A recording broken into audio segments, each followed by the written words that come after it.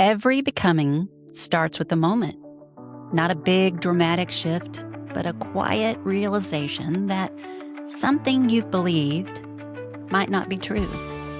Welcome to the Delay the Binge podcast. I'm Pam Dwyer, and today's conversation is part of the Becoming series, where we explore the moments that change how you see yourself and what you're capable of.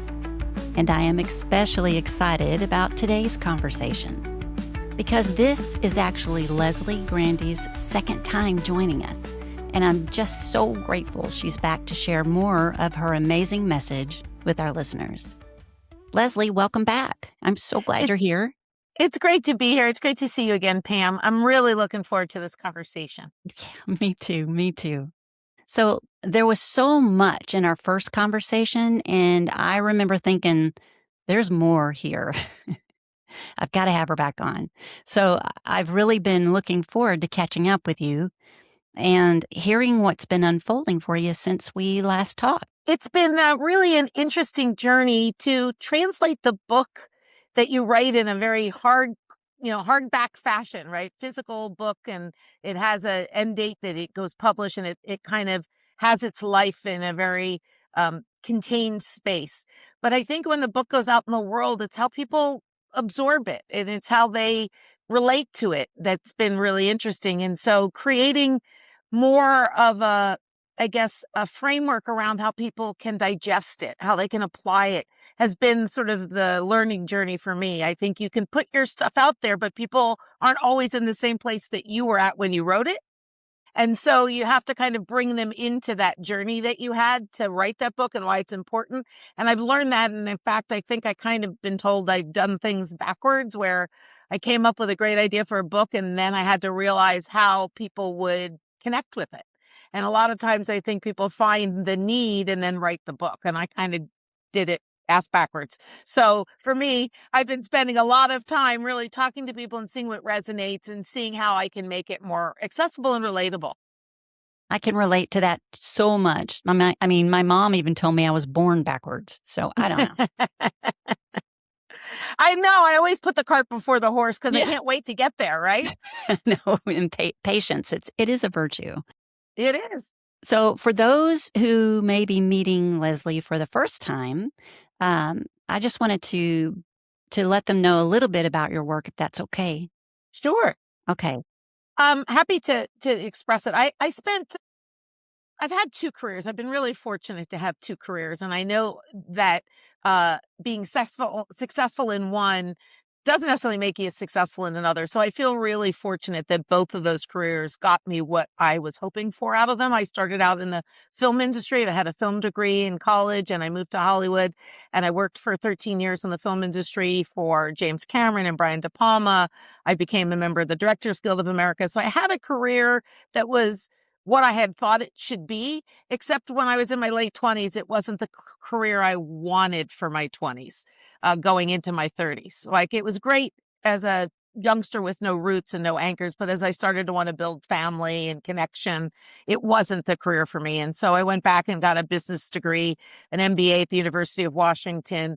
And that really helped me see myself in a different context, because I was so focused on just the film career for so long that I really didn't have a good assessment of what I brought to the table or what someone would hire me for in a traditional role.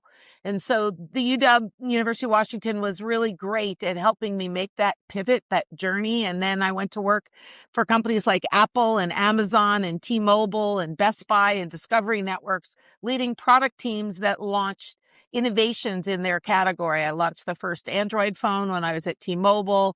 I co-wrote a patent when I was at Real Networks for digital video subscriptions long before there was Netflix or Hulu, that stood for 20 years before it became part of the public domain. So I had a lot of success in that career, but I think a lot of what I earned in that process came from really seeing myself differently as a graduate of a business program as opposed to a graduate of an arts program like filmmaking. That is incredible.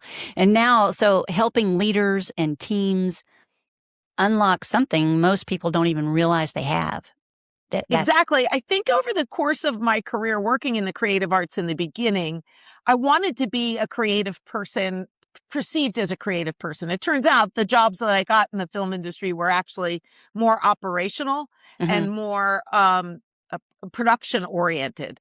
And so in that capacity, I felt a little bit like I was off of the creative track until I started to realize that what my superpower was actually figuring stuff out. And on a film set, you just can't have enough people who figure stuff out. There's just always a problem you didn't expect, always a consequence you didn't plan for. And so that really honed my capacity to solve problems. And I realized that's a creative skill. And that actually is the skill that probably got me hired in corporate America, mhm, because the first people that hired me appreciated that about the film industry and saw that as a raw skill they could develop in a business context.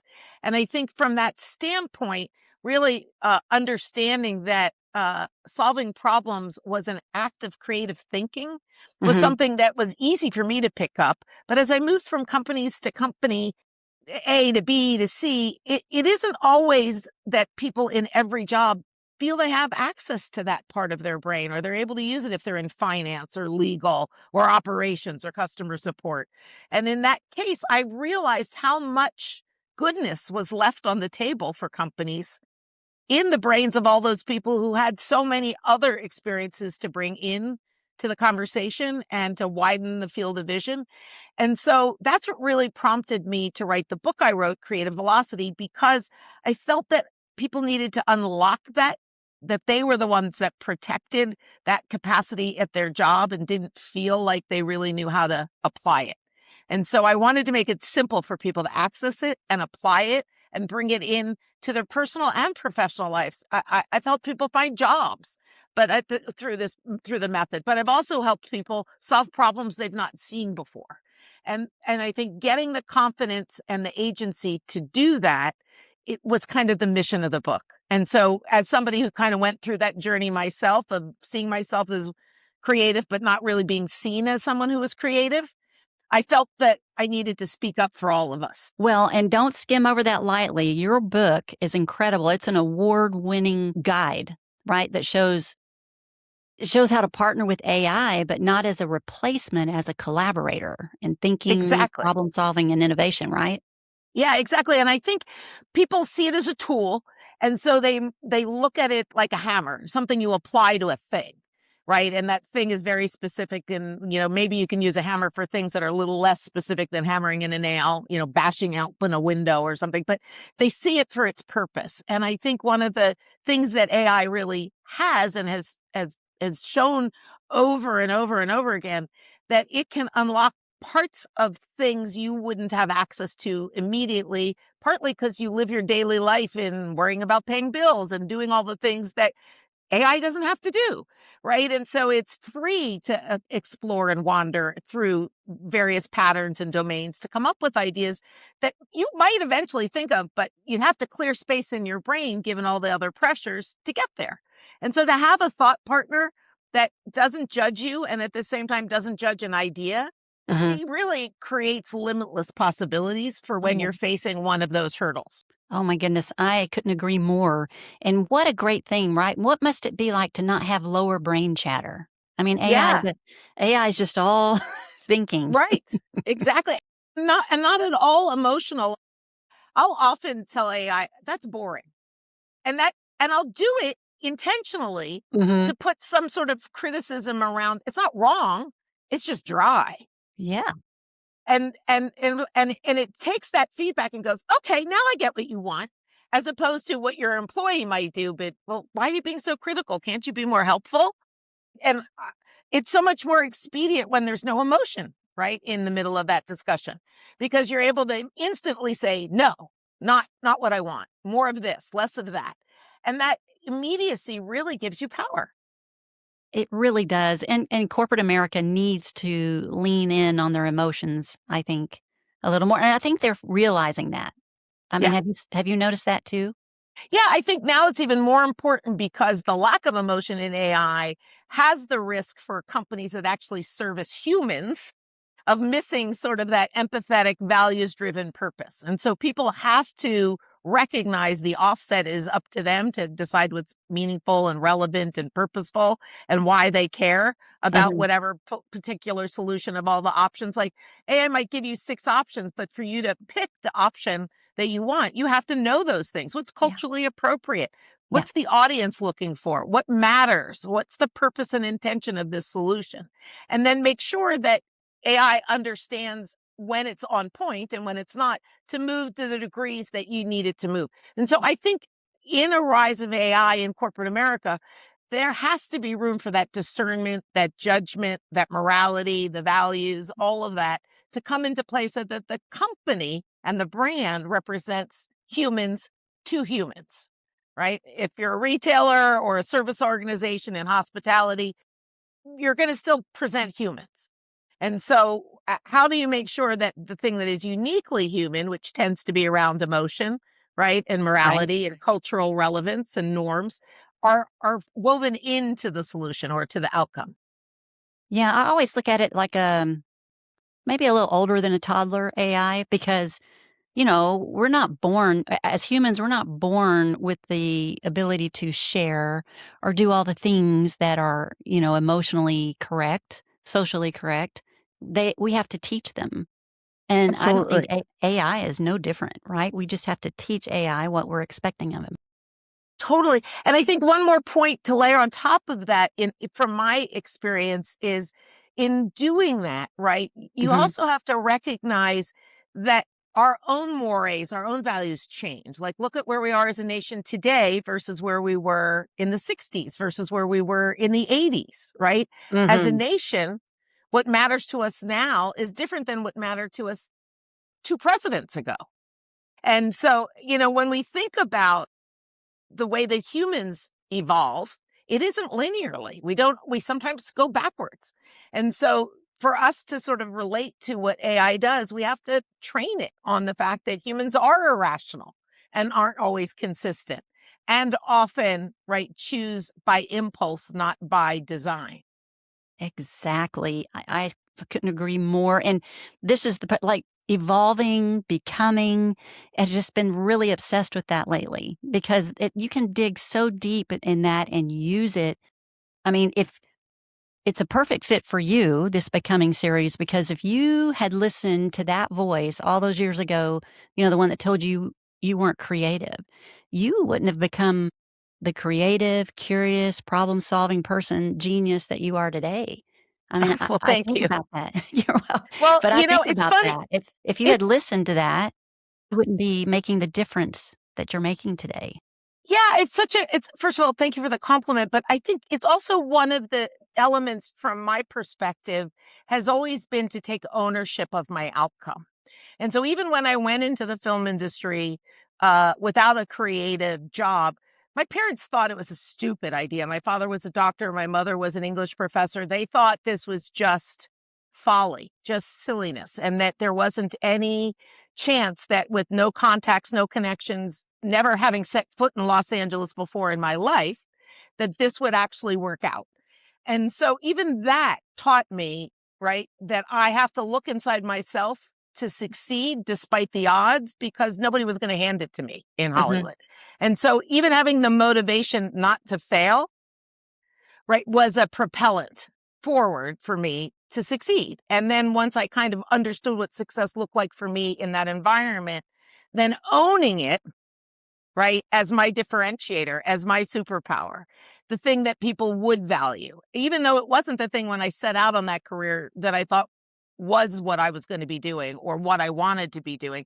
I didn't know it was a thing.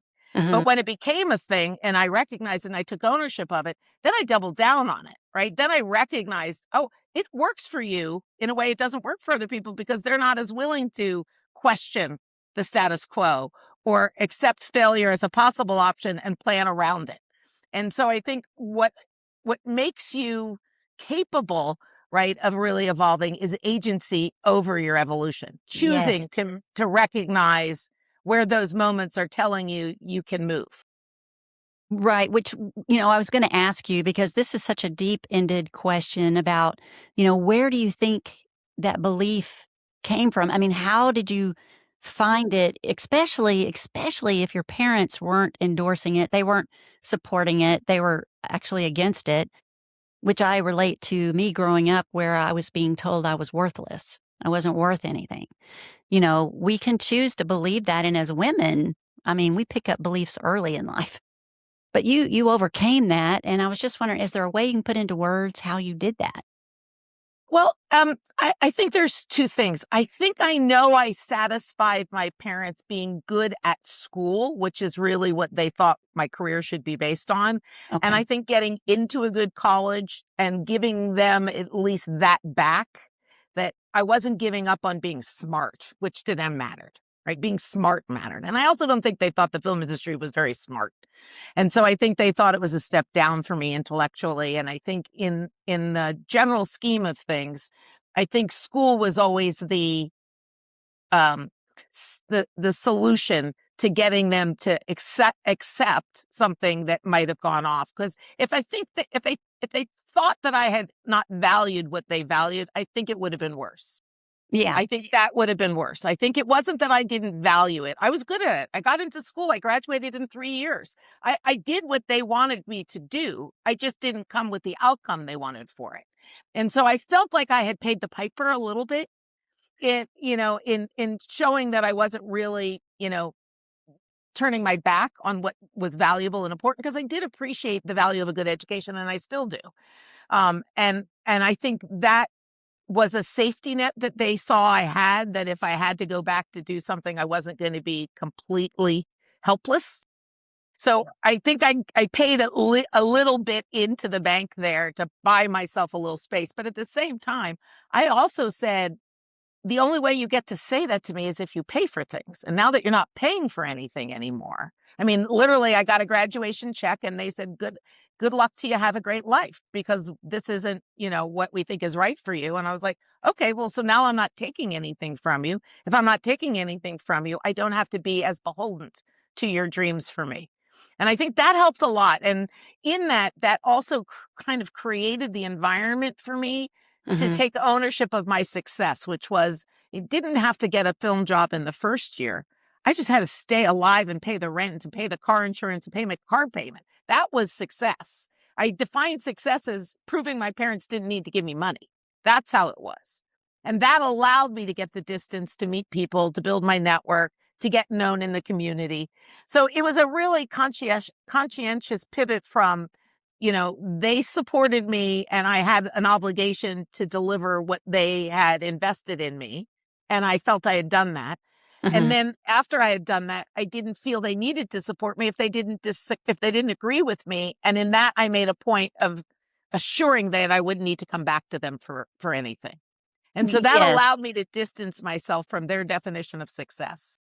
Well, and as parents, I guess most parents just want to give you tools, right? Give their children tools so that they can succeed as an adult. That Yep. was my goal, and I'll never forget. As soon as my oldest child, my son, turned 18, I remember the day he asked me. He goes, "So I don't have to do what you tell me anymore, right, Mom?" When he turned 18, and I said, "Well, son, I don't want you to make mistakes that you'll regret." And he looked me right in the eye and he goes, "But they're mine to make." Yep. And I think that's the most that does really, that agency that he's expressing there, Mhm. right, is a willingness to separate from the expectations someone else may have had. And I think that's the start to becoming your own person, to finding your authentic approach.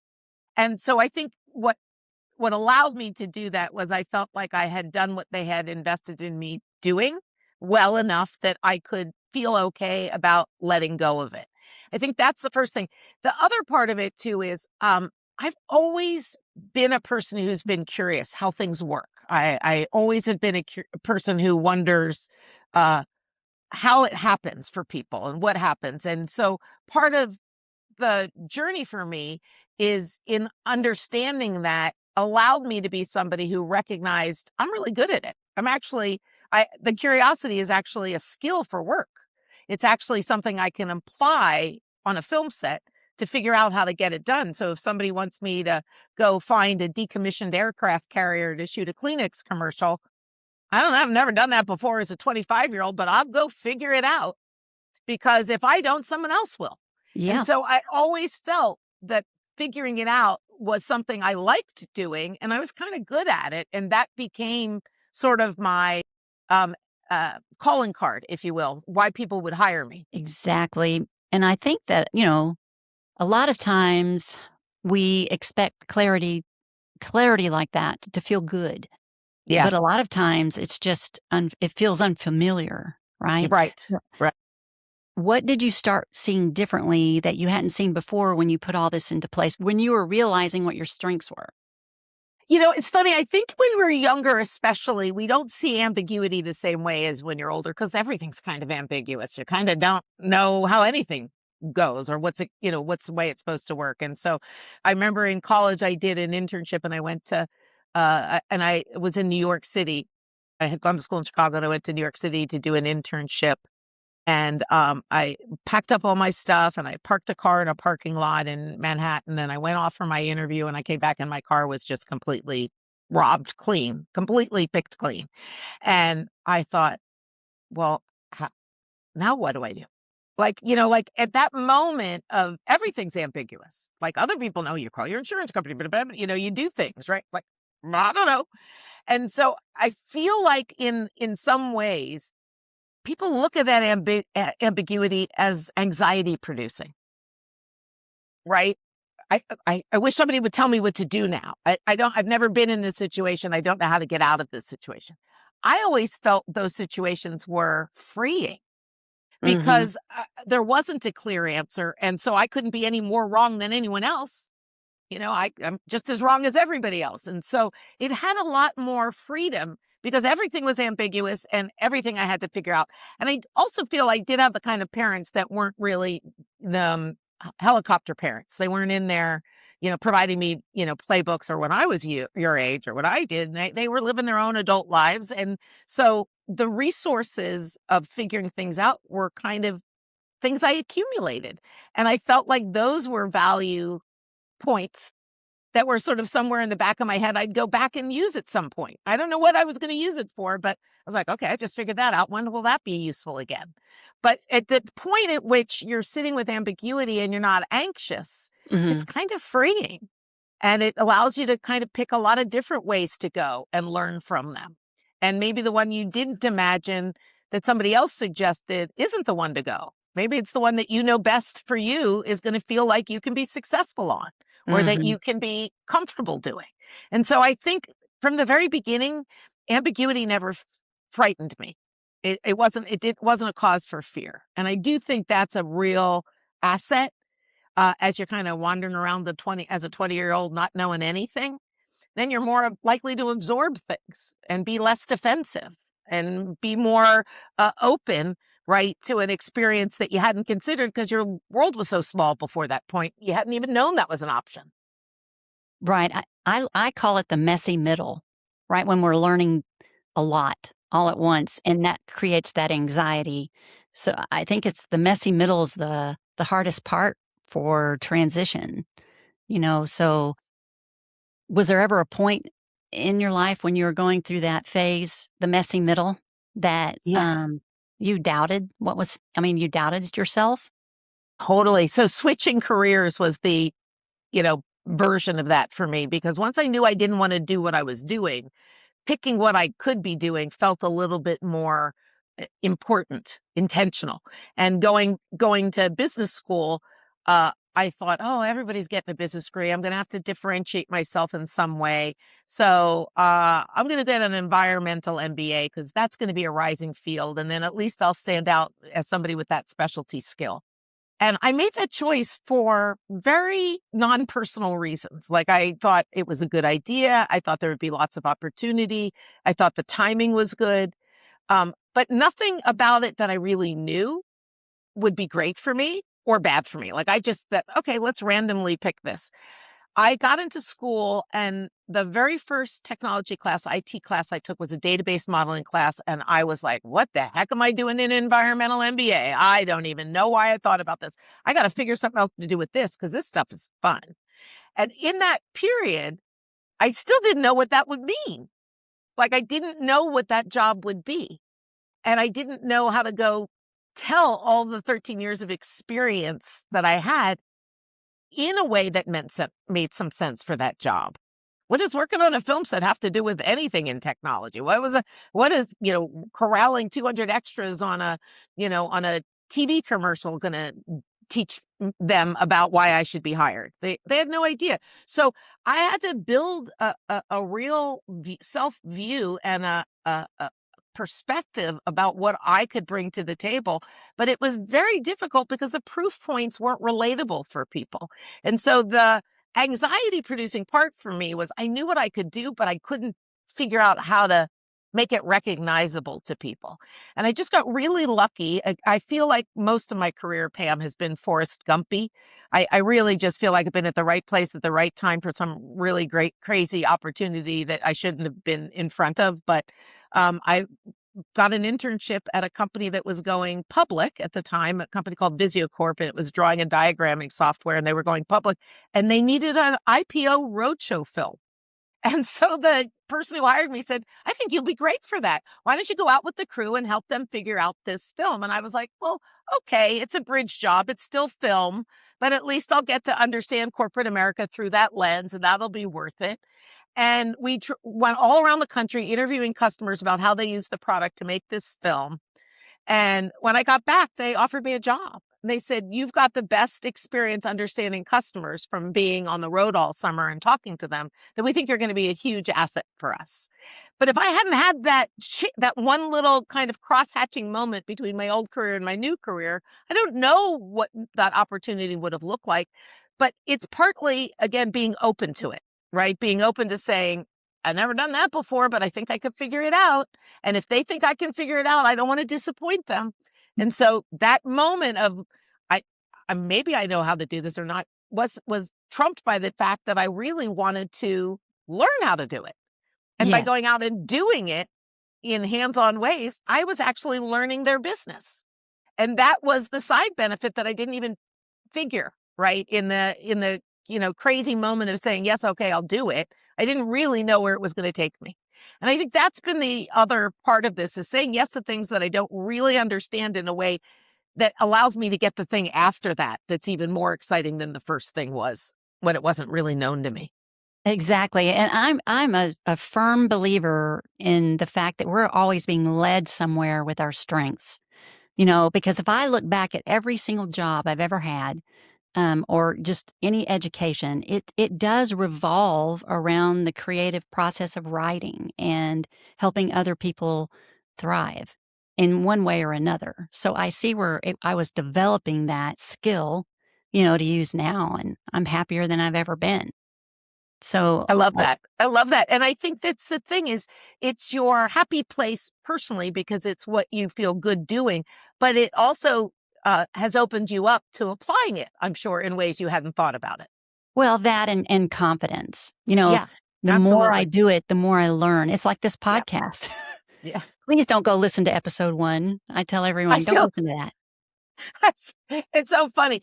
Dentistry and being on video camera. Those are my two crazy, crazy fears in the world. And I have to do both of them because unless you face your fears, right? You can't see what's on the other side of them. So I'm with you.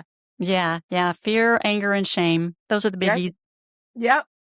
How do you think that your journey, that has brought you to where you're at today, you're becoming, how do you think it shaped the way you think about creativity today?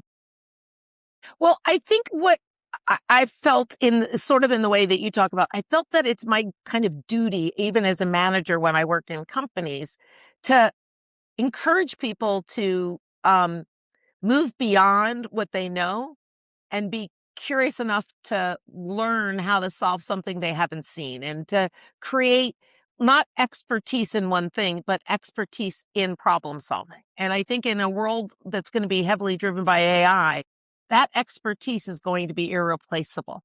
And so I think it was nice and important for people to have, but before there was AI, there were doers and thinkers and ideators and all of that. Well, now you can get an idea in 2 seconds flat. You can get Mhm. 15 of them, a million of them. But the person who's really going to be able to manage which is the right way to solve the problem to solve, is going to be the person who can sit through all of that noise and find the pearl, the gem right inside of it. And so that's what, when you were talking about that emotional resonance and all of that, but also that confidence in saying, I now have more to sift through. I actually have a chance to be better, not overwhelmed. Exactly. But I do know I've heard a lot that with AI, people are not only fearful, but questioning their value. They feel like they're going to be replaced.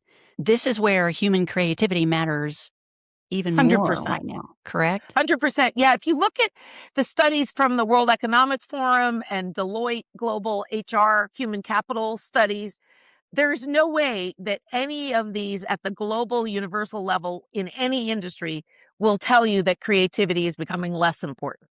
Just because it can be generated out of the machine, we now see what happens is slop, right? It's not Yes, meaningful, it's thin, it's redundant, right? It's not reflective of a unique point of view, it's homogenized.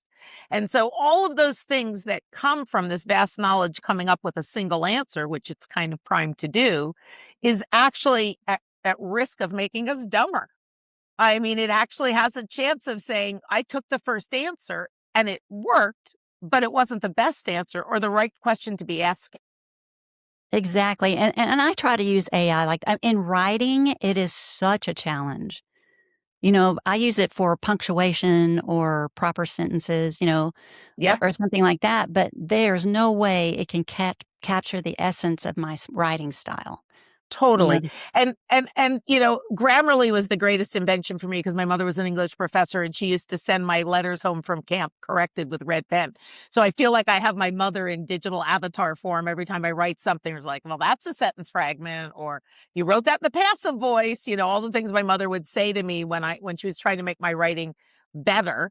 yeah, But I don't feel the essence of the idea ever originates in that AI conversation, right? It may evolve and there may be a new point of view I want to explore, but I always feel that the starting point, right, is what's important, and the shepherding, right? The shepherding of the exploration, the way that I think about where I want to, because it'll always come back with, now do you want me to do this? And so it's so easy because it's doing all your work to keep saying, yes, do that. Yes, do that. But I kind of find myself purposely breaking that routine mhm, to kind of go back and say, I didn't like the thing you said about this. Explain to me, unpack that for me. And sometimes even asking it to explain it, it finds flaws in what it suggested. And so yeah. then I get smarter about how it works. Yes, because we can learn so much. It's so vast, right? You can ask it literally anything and learn something. What helps you stay so open in the moments when it would really be easy to default back to the old ways of thinking before AI? What helps you pause, stay curious, and make a different choice instead? It's such a great question because I think there's two things that I lean into. One is I always recognize there's more than one story about what happens. And a really great example, I was having a conversation with somebody who saw something completely different than I did and started criticizing me for not seeing it that way. And after I got off the call, I talked to my husband. I said, I got to process this. He goes, why? You don't need to worry about them. Just walk away. It doesn't matter. I'm like, no, there's something about why that happened that's going to inform something for me later. I don't need to make them right and I don't need to be right, but I need to understand, how did I miss that so much that this person had this perspective that didn't even occur to me? And part of the curiosity is processing other people's versions of what happened, other ways that people are impacted by things. And so I think it's easy to be self-centered in, this mattered to me most, and this person is evil and this person is good. And we're so easy to label things, but there's always a tell somewhere, right? That you might decide, okay, that tells me about them and I don't need them in my life, but that's okay. That's what the processing tells you. But sometimes the processing says you used a word that really triggered them, and that's an interesting thing to kind of unpack. And so I've learned that my story and my version of the story is never the only version of the story. And I'm always curious why somebody has a different version and Exactly. reacts differently. I mean, and as a writer, that's what our books, our stories are all about. It's not for, I mean, my memoir is not for everyone. Some people just don't like memoirs. It's nothing personal. Right. It's just they're not Right. my audience, right? And that's why they always stress to you, find your audience, Yeah, because you will get people that will hear you and really respect what you have to say. But then absolutely. there it's those people out there that don't enjoy it, and though for some reason, those are the ones we listen to. Exactly. I think the second thing though, and I think in the, real arc of becoming for me, I wanna be a part of the world. I wanna be, able to understand when I read the news or what's happening in my stock portfolio, and I wanna be a part of it. Like, I don't want it to happen to me. And so as I've gotten older and I'm less in the mainstream of working in a corporate job and working, in those conversations on a daily basis, that hasn't gone away. I still have investments I want to understand. I still have places I want to understand. Are they going to be enjoyable for me? have I meet new people and are they going to be enriching for me? And so the as I've gotten older, I think not just staying relevant for other people to like me, but to be a part of the world, I kind of have to keep asking those questions like, why does it work like that? Or what the heck are we going to the moon for now? Like, questions that just I think make me much more comfortable in the community that I'm in, whether, however you define that, right? Whether it's a community of friends or a community of alumni from a school I went to or wherever.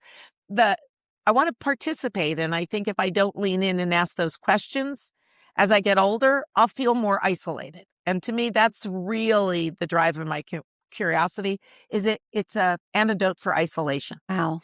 Now, I've not heard it put like that, but I mean, curiosity is everything. That is how you grow as a person, like the becoming.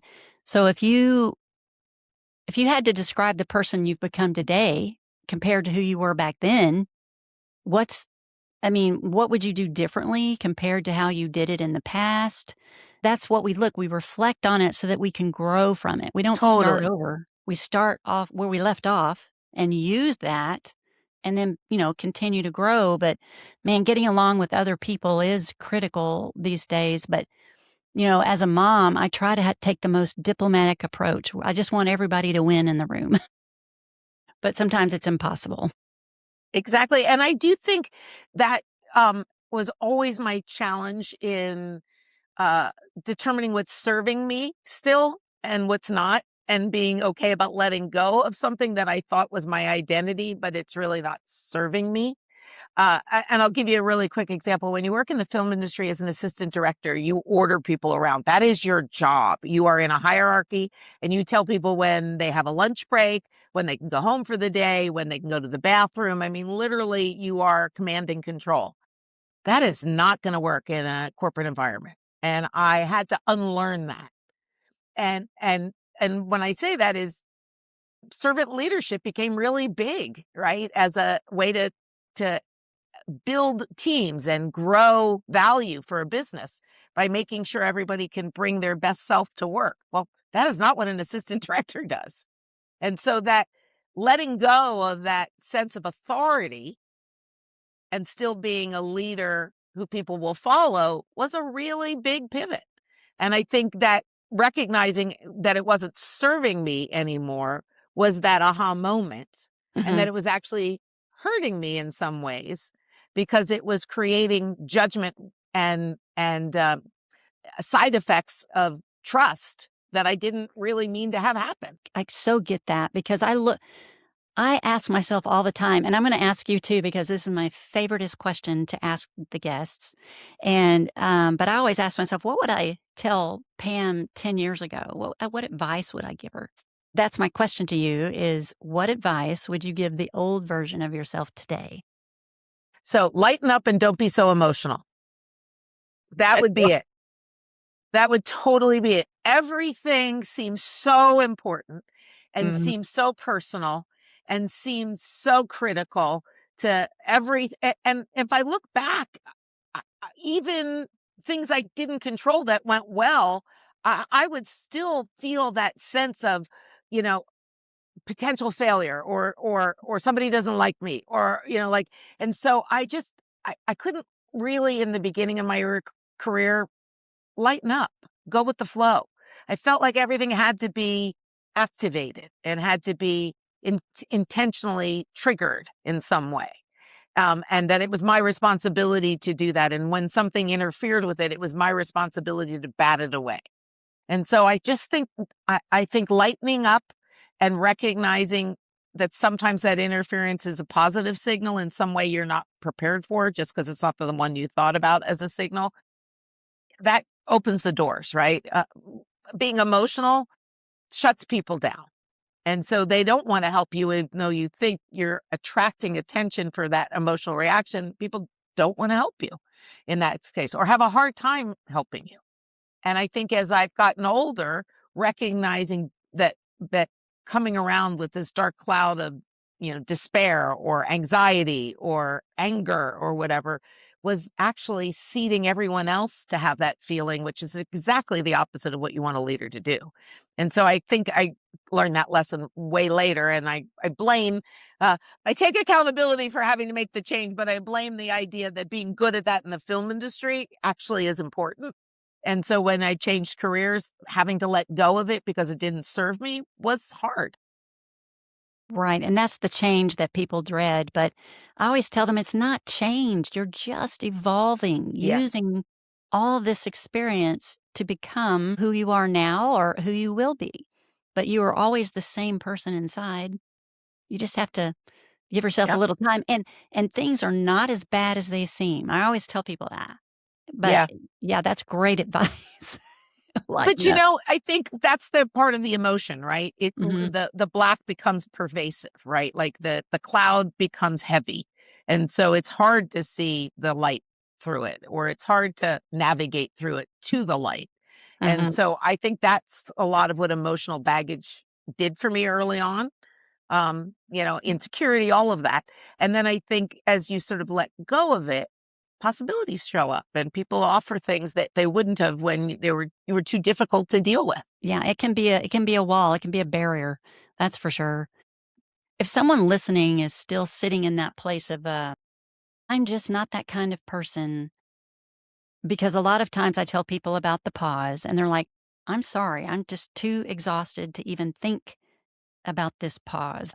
What would you want them to do with that thought? Yeah, no, I think for me, um, possibility has to be invited. And so one of the ways that you can do that is to pose a question in the form of what if. So, what if that wasn't the case? Or what if I did actually fail when I went to LA? What would that look like? And how can I manage to live with that failure if it occurs? Or how can I create a scenario where that negative is actually less impactful to me if it occurs? And so I found that the what if I did it differently? What if I thought about it differently? What if I heard somebody else's perspective on this? What if I imagined it in a different way from a different vantage point? Would it look the same to me? And I think that opens up at least your capacity to imagine the only way you see things isn't the only way it is. And that's why I keep kind of going back to there's always more than one story. What if it wasn't that? What if the thing you fear the most is actually the thing that's going to propel you to a place you want to go? Right? Exactly, And yeah. so that what if question can really, I think, give you permission to imagine without actually having to be fearful of the consequences. And then once you kind of make them real, those answers like, well, what would happen if I failed in Hollywood? It would have been because I couldn't pay the rent and I couldn't put food on the table and I couldn't have a car and I couldn't last long enough to get a job. So, Mhm. okay, let me go fix those things.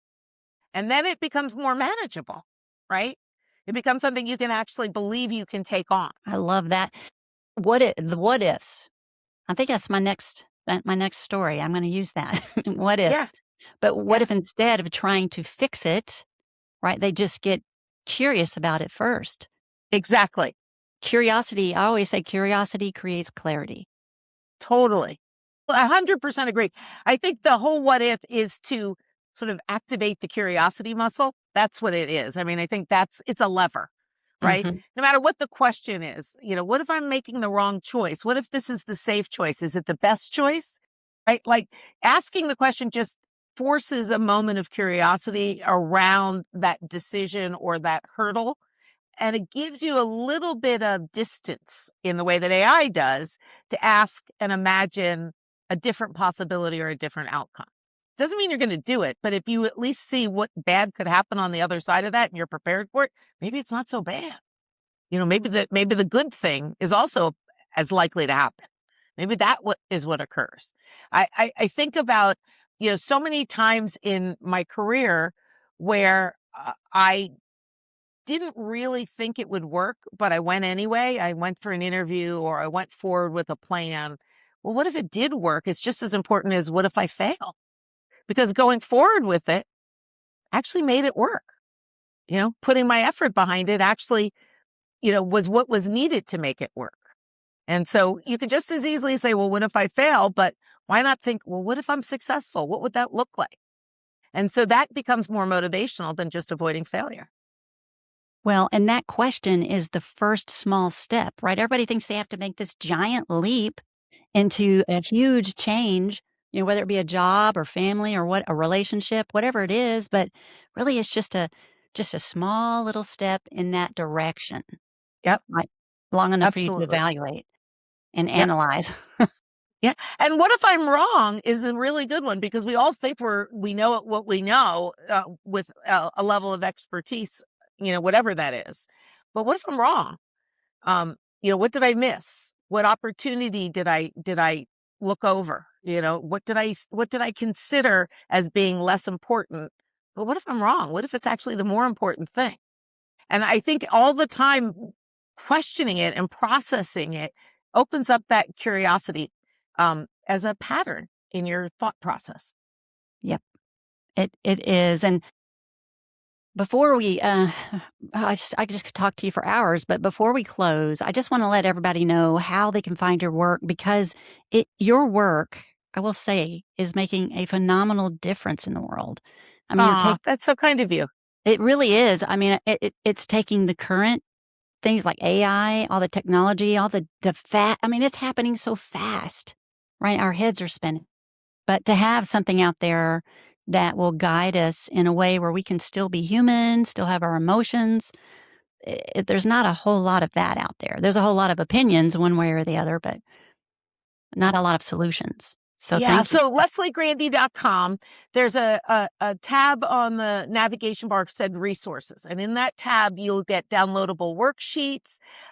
I had interviewed for the book 10 people, but because of length, the publisher cut down the length of the interviews. So the full, complete, unedited interviews are available for download from the site as well. So people can read the full story. And I interviewed 10 different people who over the course of my career were very inspirational to me in different ways. They're creative in different jobs. It started out with people who are screenwriters and what you would think from my career I would do, but it's all sorts of people from entrepreneurs and people who are my managers and people who have started companies and seeing they're just everyday people who have this passion for curiosity, the sense that failure is a necessary step in learning.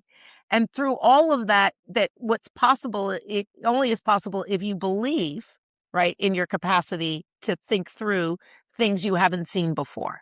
And so in seeing these full interviews, you get a bigger picture of their journey and their perspective.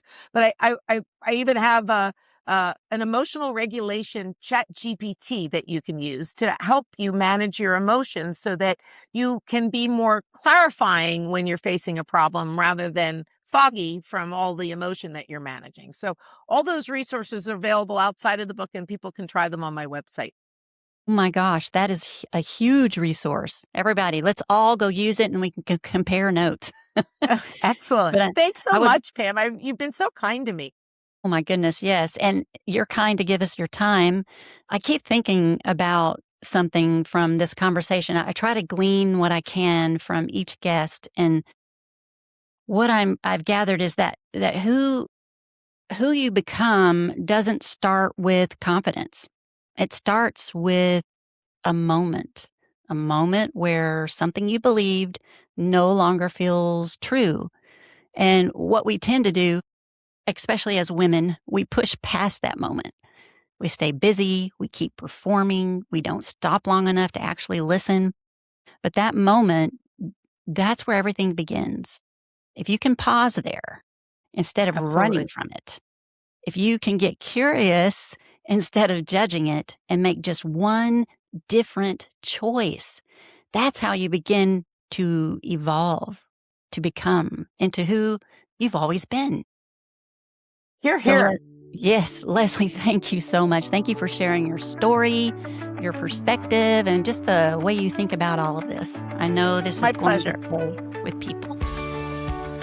It's been a And pleasure. Thanks so much, Pam. It's so easy to talk with you. oh, thank you. And it is a pleasure speaking with you too.